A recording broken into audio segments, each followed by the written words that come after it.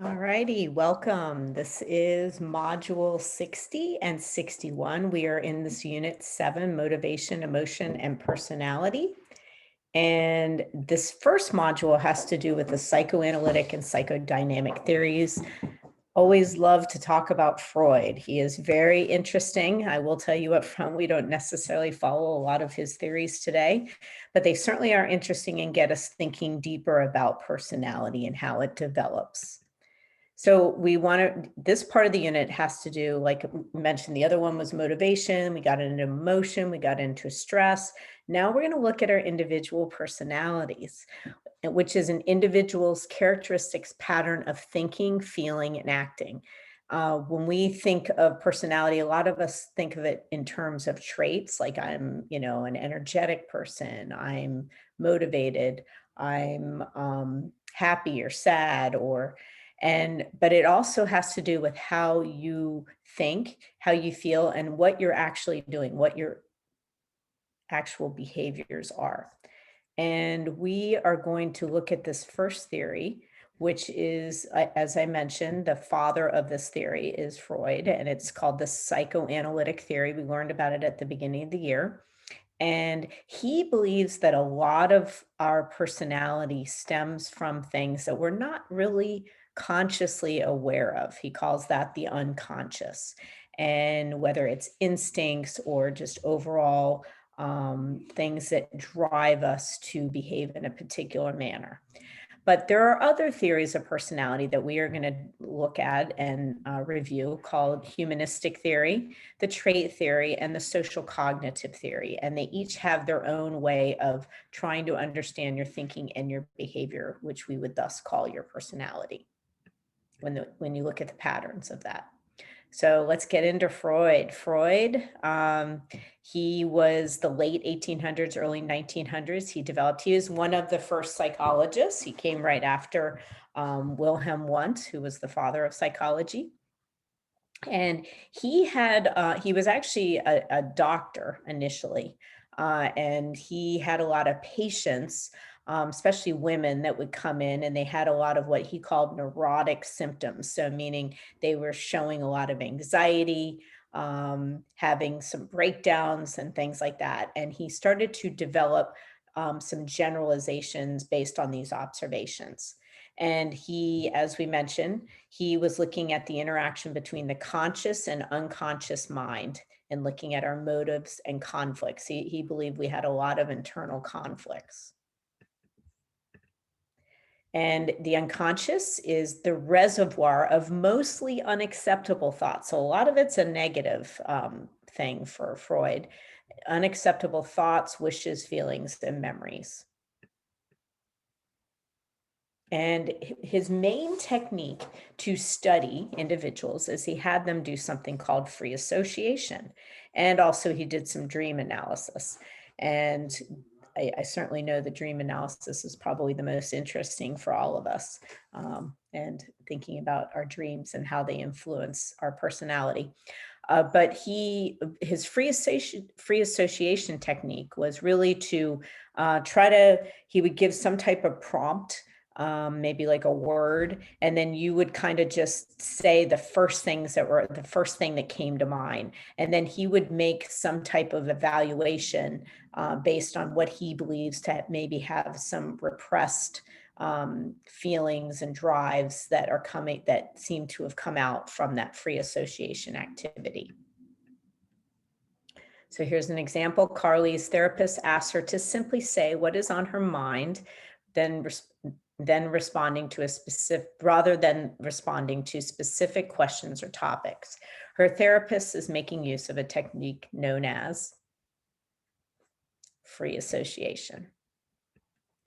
So the main thing to really remember and understand and know about Freud is he had something, he called it the theory of the mind, and he believed that there were different levels. He gave it an analogy that it was similar to an iceberg, where you have parts of the iceberg that are submerged, have other parts that are above the water. And he thought that that's kind of how the mind works, that there are going to be parts that are unconscious and parts that are kind of right at the preconscious, which is like right at the level between being, you know, on the surface or below the surface. So he believed that most of our mind, that a lot of it is like is not really at our conscious awareness. And that's hard to understand because here we are thinking consciously about the unconscious. So I would just think of it in terms that there's a lot of things that are within you, within your behavior, according to Freud, remember, that are really not, you're not really thinking about it and aware of it. And it is influencing your behavior. So a lot of his beliefs that the unconscious consist of were like kind of very kind of negative, instinctual, sexual, aggressive type things that he believes that we repress. And repress means to put it to the unconscious, and because it's so unsettling. All right, so here are so his theory of the mind believes that we have the id, the ego, and the superego. And you may have seen some of this. A lot of times you'll see it in movies where you'll have the id is kind of demonstrated almost like being the devil, that kind of is making you want to do things you don't necessarily want to do. The super ego is like the angel that is very, very moralistic and overly conscious about how and feeling guilty about behaviors.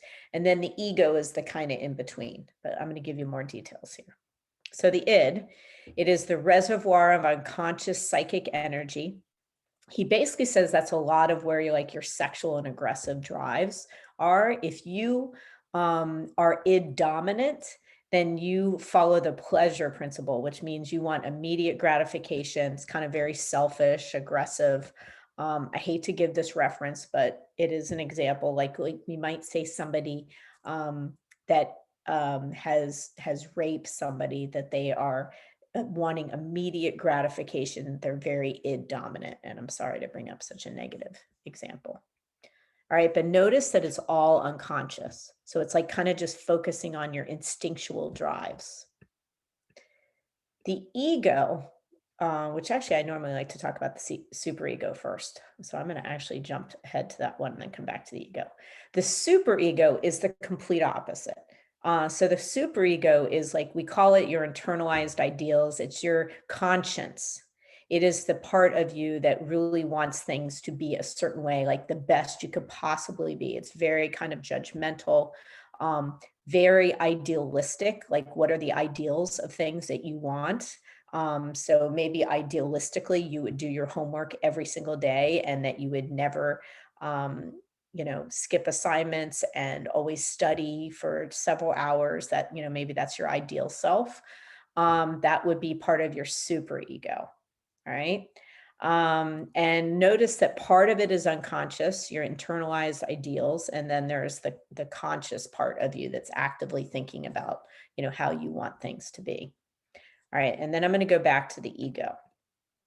The ego is largely conscious, and we call it the executive part. So it follows what we say, the reality principle. So it believes that we need to recognize, oops, sorry, let me go back here. It recognizes that there is reality. We could have ideals of how we think we should be behaving and what we're doing, but the reality is we can't necessarily always do those things, but do those. So it's almost like kind of balancing what the id desires are and the superego ideals, and balancing those out. All right. And it's almost like an executive, like the leader that's going to make the final decision of what to do. So I like to generally give examples of this. And I'll just give you, well, actually, let's look at this question first. The Freudian concept of the ego is best described as, and that would be A, operating on the reality principle. So here's a quick example. I'll probably give more in class, but like, let's say right now you're watching this video, Okay, so you're watching the video, and maybe your id would not even be watching the video, right? Your id would just be like, oh, I'm going to go do something else. I'm going to go, you know, yell at my brother and sister just because they're getting on my nerves, something like that. Very instinctual, aggressive. The superego would be like, not only am I going to watch this video, but I'm going to do all of my slide deck turns. And then I think I'm going to rewatch the video because it's really important that not only I understand it, but I understand it at this higher level. And then I'm going to talk to my whole family about the video to make sure they understand. But the ego is going to balance those two things out. So the ego is going to say something more along the lines like, okay, yeah, I'm going to watch the video, but I might kind of quickly go through some sections of it. And I'm going to do my slide deck terms, maybe now, maybe later. But I know that today's a really busy day, and reality is I'm not going to be able to spend 4 hours on psychology. All right. So the ego is the executive. So a quick little clarification, or I just want to make sure I understand this because sometimes they word it on the AP exams.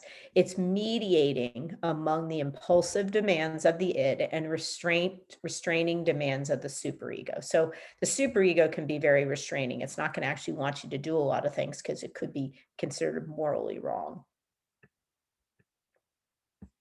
All right. So, in addition to his theory of the mind, he also believed, because remember, he thought we have a lot of this unconscious stuff, and he believes it comes from childhood, that we go through what he says are called psychosexual stages of development. This is very awkward when I'm in the classroom. I kind of talk about things very generally. And he believes we are very sexual from the time we were born, but not sexual in the same type of sexual desires that you have as an adult and once you've reached puberty. It is different. All right, so I'll kind of quickly, he did say that there were distinct pleasure sensitive areas of the body called erogenous zones.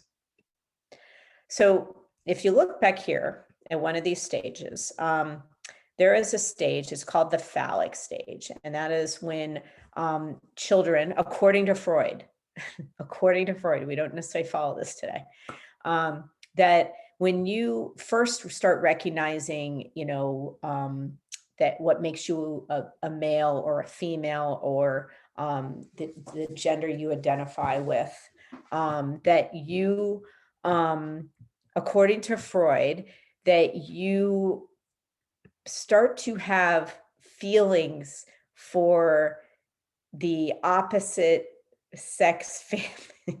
I feel like I should pause here. I'm just going to read the slide.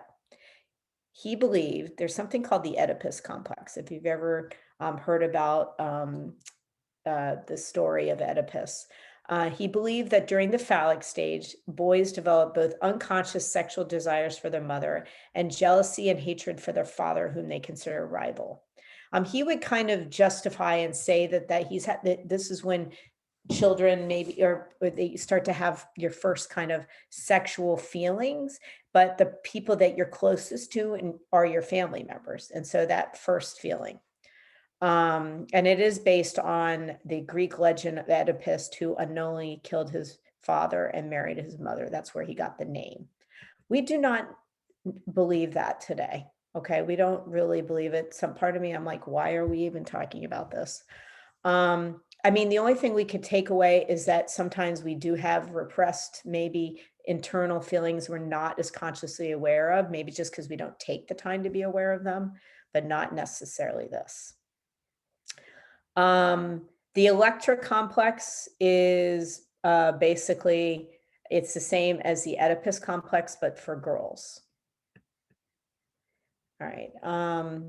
Freud believed that identification with the same-sex parent provided what psychologists now call a gender identity, our sense of being male, female, or some combination of the two. That makes a little bit more sense, right? So rather than being jealous of your same-sex family member, if you're a boy, your father, or if you're a girl, your mother, it's more of like you just start to recognize, oh, you're a man and I'm a boy, so.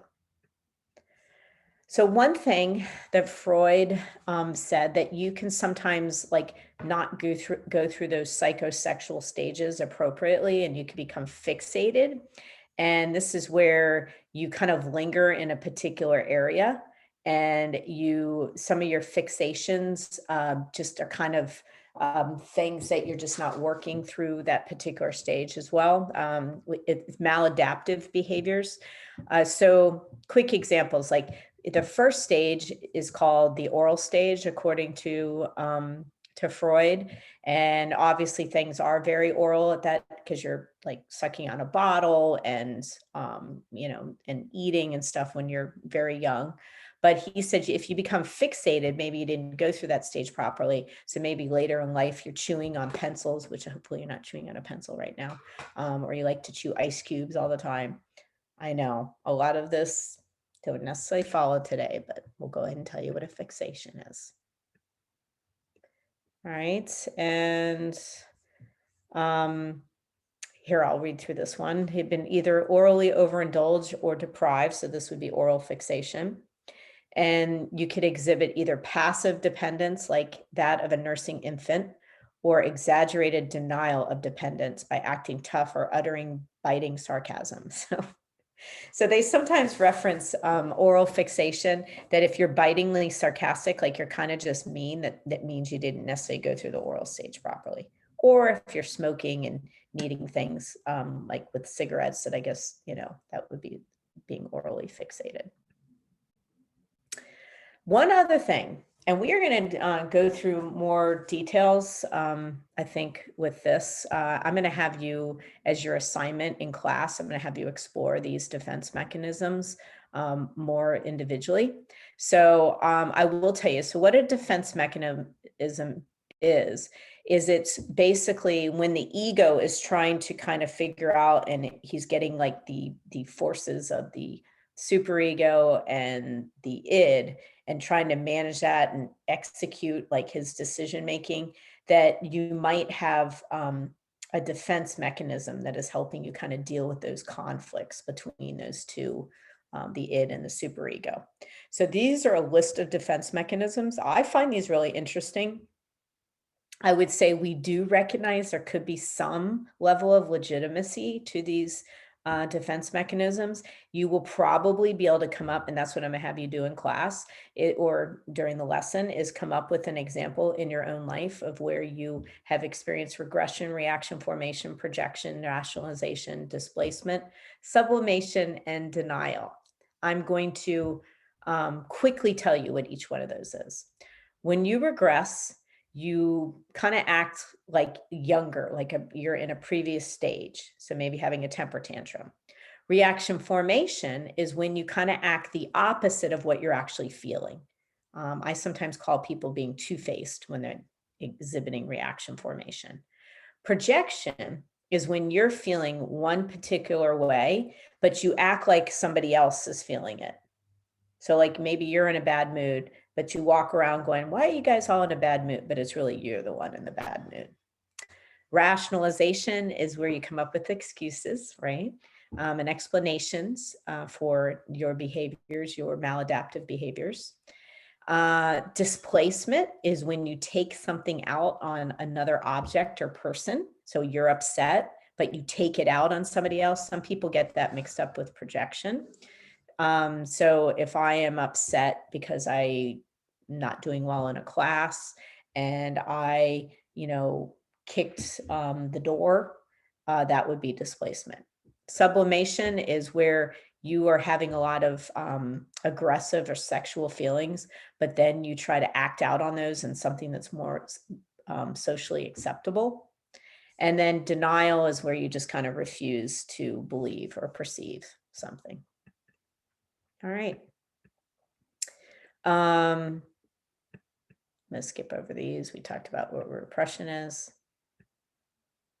So one other thing, there's something called Freudian slips. I think those are interesting. It's where, he says that sometimes when you mess up what you're saying and how you say something, that it's actually your unconscious bringing up some kind of internal or unconscious aggressive feeling or sexual feeling. So This is a weird example. Good morning, beheaded. Oh, I mean beloved. So this is obviously, um, I guess this is what, was it Queen Elizabeth that beheaded her husband? So, okay, I'm going to move on now. He did believe that dreams have a big part in kind of bringing out our unconscious motives and things. He believes that all dreams have a manifest content, which is the part that we actually remember of a dream. And then the latent content is the hidden kind of stuff, the unconscious wishes. All right, so there were some Neo-Freudians. Neo-Freudians are people that followed some of Freudian's beliefs, but then went in their own direction or also criticized him for some of his beliefs. We're going to go through those quickly. Alfred Adler. He is, believed we have unconscious forces. He said it does affect us in our childhood. If we don't get through childhood successfully, we might feel inferior. And he says we could develop something called an inferiority complex. So people that are really insecure, he would say, have an inferiority complex. Karen Horney, not Horny, Horney. She thought that he was like very sexist, and he focused on, males and their, he kind of had a negative viewpoint of women and how they were responding. And he especially didn't like where he was saying that women actually have penis envy. I know. But so she definitely focused a lot of her research on discounting a lot of Freud's theories and showing the sexism. Carl Jung looks like Jung, but it's Jung. He believed that we have unconscious forces. He called it the collective unconscious, which he said that there's a lot of archetypes. And I'm going to just read this out. He believes there's certain ones called the hero and the rebel and the caregiver, that we all collectively, doesn't matter where you live, what part of the world, that there are these kind of unconscious kind of forces within us, that we all have a part of us that wants to be a caregiver or be a rebel or be a hero. All right. So most of the psychologists today discount the idea of inherited experiences, but they do believe that our shared evolutionary history shapes some universal dispositions, and that experience can leave epigenetic marks affecting gene expression. So, I mean, there's certainly things about us as potential caregivers that affects us and gets passed down, through our genes. All right, what did Carl Jung call the shared inherited reservoir of memory traces from our species' histories? It's a collective unconscious. So when the psychoanalysts did testing, they did something called a projective test. So remember, that was one of the defense mechanisms that I referenced a little while ago. So they believe that when they would do some type of personality test to evaluate your personality and what are your maladaptive or adaptive, like positive behaviors or negative behaviors, that they would give you this like picture a lot of times. And then you're supposed to say what you're feeling and maybe tell a story about the picture. And that is supposed to project out what your actual personality is. So here's some examples. There's one called the TAT test, thematic apperception test. They give you an ambiguous scene. So ambiguous just means like a scene that doesn't necessarily, you can't completely know what the story is. So your own creative sense is going to be able to tell the story. Here's an example of one. So you look at this picture and they would give it to you, and then you would tell a story. And based on the story that you tell, they would evaluate your personality. All right.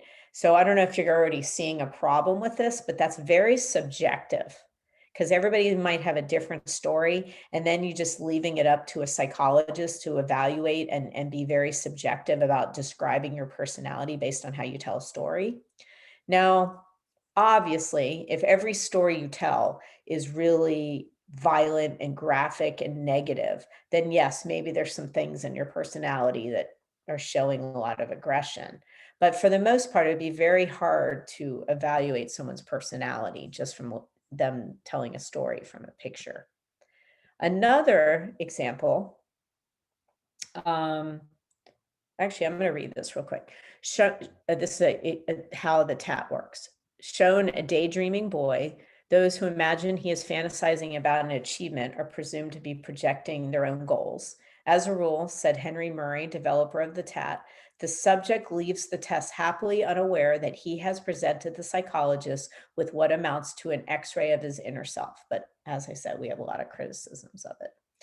Another example of a projective test is something called the Rorschach ink blot test. This one you might be more familiar with. You've seen ink blots.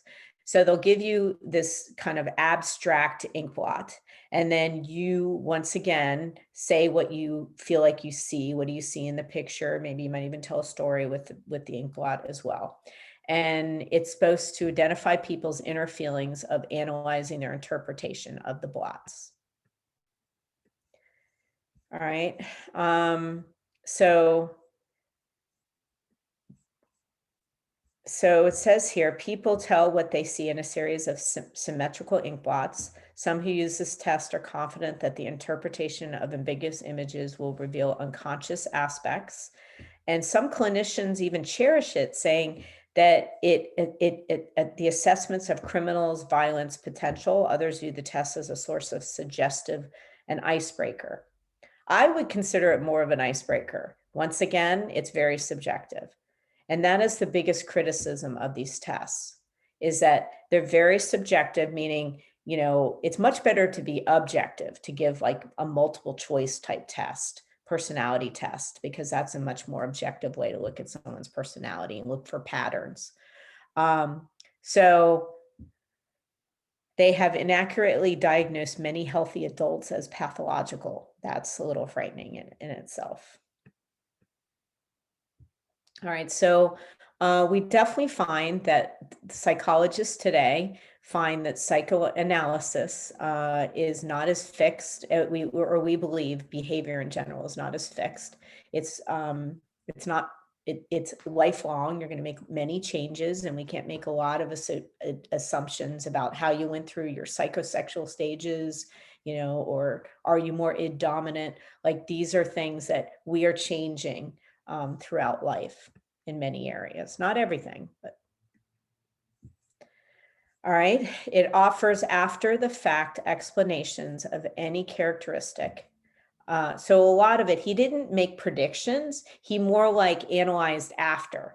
And it's a lot easier to analyze somebody after, but if you're not able to predict, then it's probably pretty subjective. All right. So there is something called terror management theory. That is one theory that's kind of a more updated view. We don't actually call it psychoanalytic anymore. The people that still follow some of the theories, they call it psychodynamic. All right. And one of the areas that we do find with the psychodynamic perspective of today is well, I'm going to just read this slide for a second. Research has suggested Freud's idea that we are unconsciously defending ourselves against anxiety, that it has to do with the vulnerability of death. And it's thinking about one's mortality. For example, by writing a short essay on dying and its associated emotions provokes various terror management defenses. Death anxiety increases terror management defenses such as aggression towards rivals and esteem for oneself. So some people were arguing, and there actually was a podcast that my husband was listening to. I got to listen to it to get the full evaluation, but it was actually on terror management theory. And it was saying that during the pandemic, it's really revving up our terror management defenses. And that's why maybe we were having a lot more polarization, politically, and that, a lot of people wanted to boost their egos and boost themselves on Facebook or other media because we're feeling more threatened and looking at our mortality with the pandemic. Something to think about. All right. So that was the psychoanalytic. Take a breath. All right, I'm going to get a drink of water. So next we're going to talk about the humanistic theory, and this one's much quicker. I like this one because it's very positive, but yet it's a little naive. So the two main humanistic theorists were Abraham Maslow, which you guys learned about already, and Carl Rogers. And they emphasized the ways people strive for self-determination and self-realization, reaching your greatest potential. That is their big thing. And Maslow, he had that self-actualization. He had the different, the hierarchy of needs. And really, he believes that that motivation that is worthy of attention must deal with the highest capacities of a healthy and strong person. That's a very optimistic way of looking at human behavior. And he believed that, you have to get these lower needs met, but once you're really moving up that hierarchy, that you are going to seek self-actualization, which is fulfilling your greatest potential and not for these other reasons that were lower. And that you might even reach self-transcendence, which is purpose and identity beyond yourself. All right. So the other humanist was a gentleman by the name of Carl Rogers, and he also was very optimistic in talking about people trying to reach their fullest potential. He believed that therapy and how we work and try to understand people's personality is it should be centered on the person. So he was called he called it the person-centered perspective, that we are basically good. So he had a very optimistic view of human behavior, and that it's just about your environment. How can you create growth promoting social climate, people, and freedoms to allow people to pursue their needs? He believes we can reach our fullest potential when we have three things: acceptance, which is his big thing, is he talks about something called unconditional positive regard. And I love talking about this. Having people in your life and you also feeling the same way about them, that you love and care about them and respect them no matter what. So an attitude of grace and that values us even knowing our failings, general acceptance.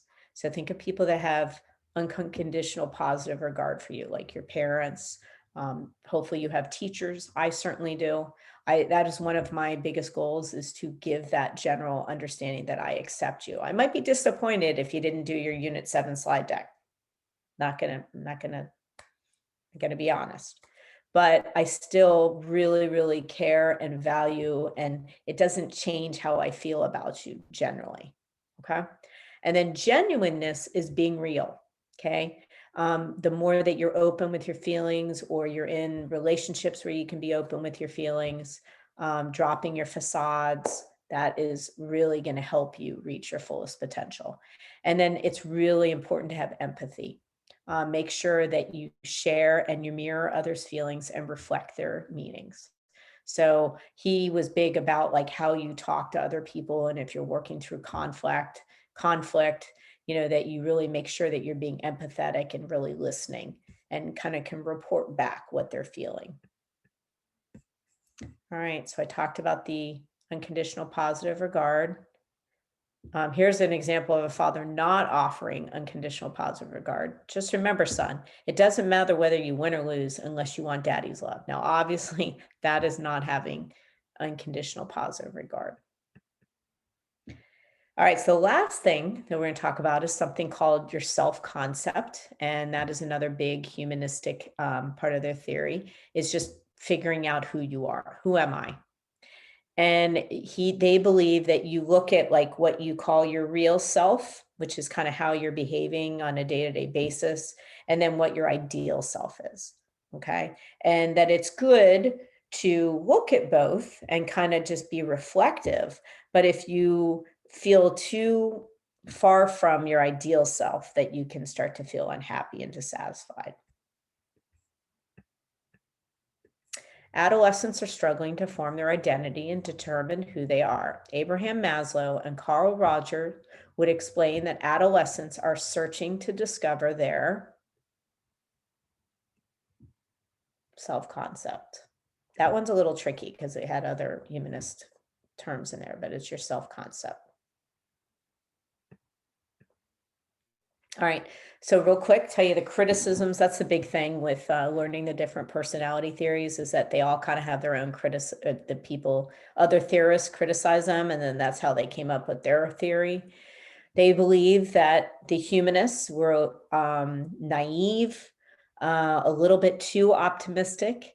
They weren't scientific enough. They weren't actually going out and researching large populations of people. It was kind of almost similar to Freud, where they just were doing observations generally and then drawing conclusions.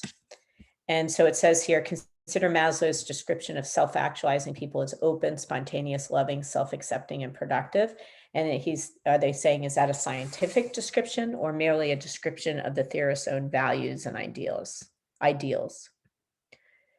And another thing they said about humanists is, like, when the humanist movement really came out, there were all these books about happiness is a choice and, being your best self, which are great, but it emphasized a little too much this thing we call individualism. You remember how we talked about individualism versus collectivism?